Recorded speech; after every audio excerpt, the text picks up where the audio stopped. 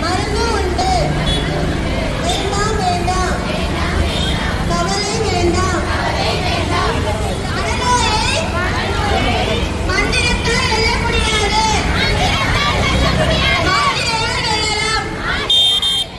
மனநோயை மந்திரத்தால் வெல்ல முடியாது. மாத்திரையால் வெல்லலாம். மனநோயாளிக்கு தேவை ஆதரவு.